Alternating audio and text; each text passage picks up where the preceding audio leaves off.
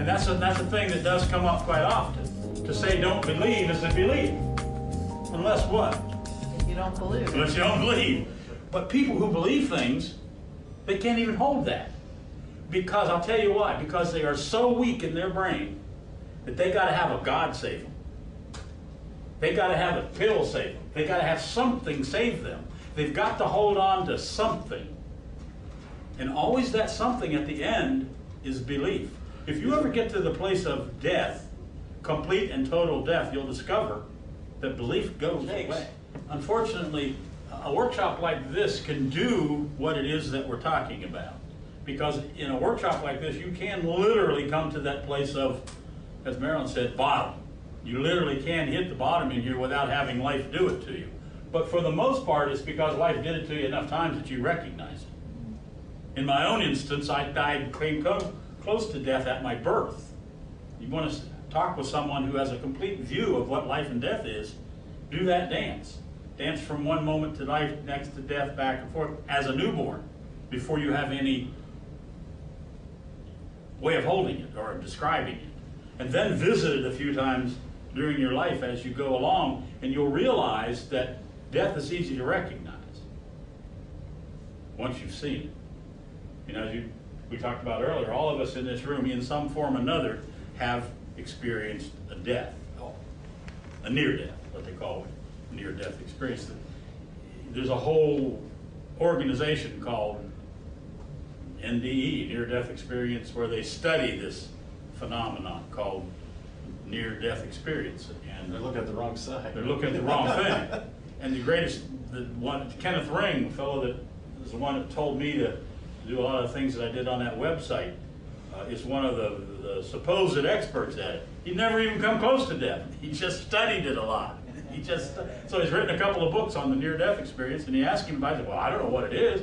I just talked to a lot of people who had them, that's all. And he reports from there. Is that the experience of near-death? So each of you probably can point in your own life to when you faced death. I think you described it already. Does anybody else have a? Because life comes from the place of death. They're side by side. And if they were to ever touch, life is 100% energy, positive energy. Death is 100% negative energy. Were they ever to touch, a new life would be born. In most cases, people are so, one of two things happen, or not necessarily one of two. They're called back. Something happens that they're saved, if you will. Or they just pass one another and death occurs. But if ever they touch, what would happen?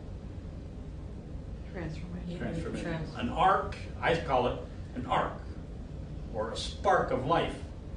Sparks, both of the olds are then dead.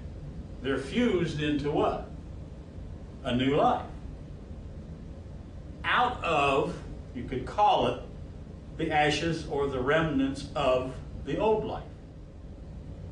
The speaking of the truth is the energy needed to get there if you do it outside of any injury. The death of a very, very close person is enough as well if you go with that experience of it. The same thing happened with Krishnamurti when his brother died.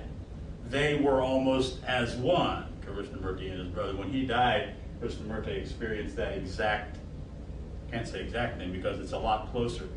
And so here we get into something called in your own death. In other words, if you had trading places with your sister, then you would know what happened just after you got to that place where you got.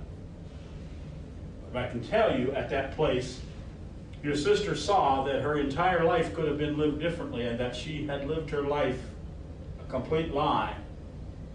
And that's where the two come to here. There's nothing to see but the life. It's what they call the flash of you're seeing your life flash in front of you.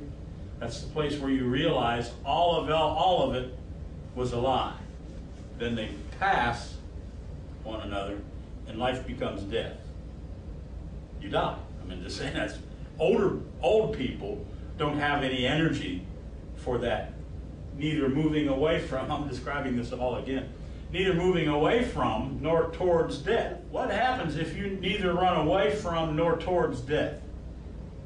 You just stand there? I don't know. Yes. You've got it.